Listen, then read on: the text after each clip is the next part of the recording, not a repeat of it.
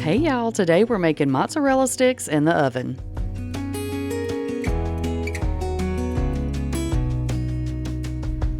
Okay, so the first thing we're going to need is some string cheese. Now, you can use whatever brand you want. This is just what I had. I'd got it in a big old pack at Sam's, but you're going to need 12 pieces of this. This is going to make 24 little cheese sticks. And y'all, these turned out way better than I thought they were going to. I was a little leery. I like me a good cheese stick, so I was a little leery, but these were a big hit around here. So what you're going to do to keep these a little bit more manageable, we don't want just humongous cheese sticks, or maybe if you do want a humongous cheese stick, well, I guess you could make them humongous if you want to do that. But we're going to cut these in half, okay? So 12 cheese sticks, we're cutting them in half, so we're going to have 24 total cheese sticks. And I know it's a mozzarella stick. I call everything a cheese stick if it's got cheese in it, so just know that that's what's happening here. So once you get them all cut up, you're going to get your finest china and you're going to pile them up on your plate, and then we're just going to sit these over out of the way until we get ready for them, okay? So now what you're going to need to do, we're going to get our little dredging station going. So in bowl number 1, you're going to add a cup of flour. Doesn't matter what kind of flour, any of it will work. Bowl number 2, you're going to add a cup of breadcrumbs. Now, all the Dollar General had was plain breadcrumbs, so that's what I got. And I'm going to season these up. Now, if you don't want to have to add extra seasoning, you can get your breadcrumbs already seasoned if you want to. But I feel like you're still going to have to add some seasoning to them. I just feel like you'll have to. So I'm starting out with a little bit of oregano, some garlic powder, and I'm going to add some paprika too. Now, add it, stir it up or whisk it up, and then taste it, and then you can always go back and add some more if you feel like you need it. Now, I'm not going to season up my flour right now because the breadcrumbs is what we're really kind of after, but you could definitely season your flour up too if you wanted to. So oregano, garlic powder, paprika, and some salt and pepper. That's what I added in.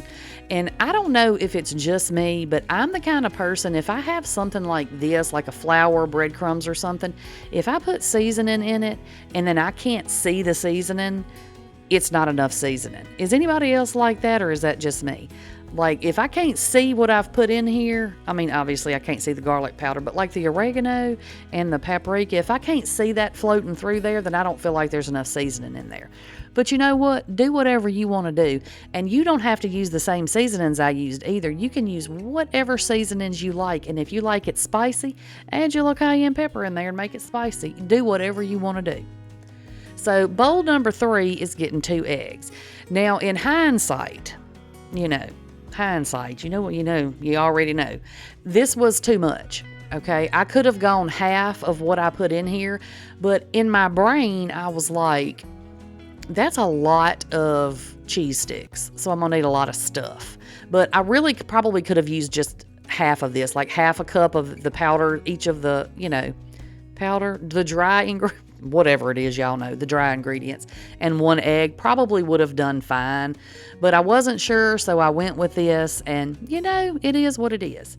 So you're going to see me use 2 different cookie sheets. I have like a side-by-side refrigerator freezer situation, and my cookie sheet that I need for this recipe will not fit in my freezer, but we're going to have to put this in the freezer in a minute, so I'm using this cookie sheet for now, and then I'll transfer them. I just wanted to let y'all know because somebody's going to say that's not even the same cookie sheet, so I'm going ahead and nip that in the bud, okay? So what you're going to do once you get everything together and ready, you're going to dip your cheese stick into your flour, make sure it gets a good coating of flour, and then shake the excess off. Then you're going to dip it in your egg, make sure it's got a good coating of egg, and then shake the excess off. And then the last step, we're going to put this into our breadcrumbs.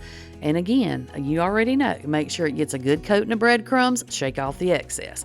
That's what they're going to look like. This is not a neat recipe.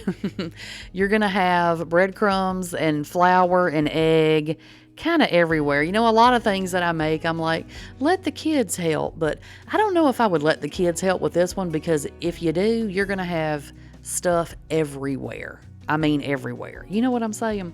So you're just going to keep going with this, y'all, until everything is coated and you have done all your cheese sticks, okay? You've piled all your cheese sticks on your plate.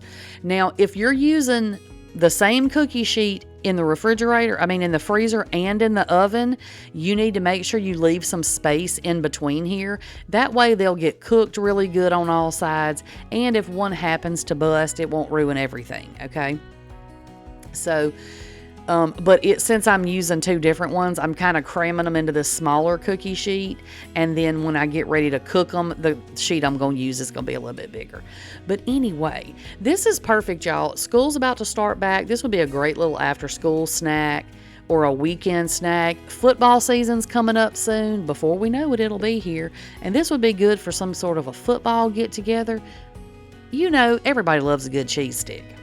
So once you get your cheese sticks all coated and on your sheet, you're going to put this cookie sheet in the freezer for at least 30 minutes. Well, about 45 minutes will be good. You don't want them completely frozen, but you want them to be where when you put them in the oven, your cheese isn't going to immediately just melt everywhere, okay? So now you see when I'm transferring them to the new cookie sheet, I'm leaving some space in between there. Now I'm going to have to go back and put them a little bit closer together, but this is what they look like. These are going in the oven 400 degrees Fahrenheit for about 10 minutes, okay? Now after 10 minutes, I pulled mine out. They look exactly the same as they did when they went in, right? Exactly the same. So what I did to get that little bit of crisp is I took some cooking spray and I just sprayed a little bit of cooking spray right there over the top of them. And then I'm going to pop them back into the oven for another couple of minutes just until they get a little bit crispy. Now you could do these in the air fryer if you want to.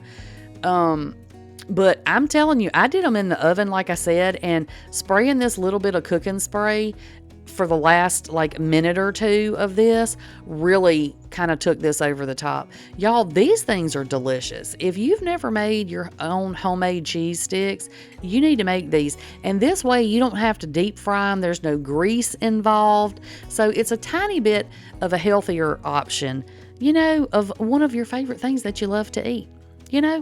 So like I said, spray them back in the oven, and now you can see they're nice and brown and crispy looking, and none of them busted. They had a little space in some of them, but none of them busted, y'all. These are so dang good. I just served them with some marinara sauce, and they were gone in 5 minutes. So you got to make them. All right, that's all I've got for y'all today. I'll catch y'all on the next one. Bye, y'all.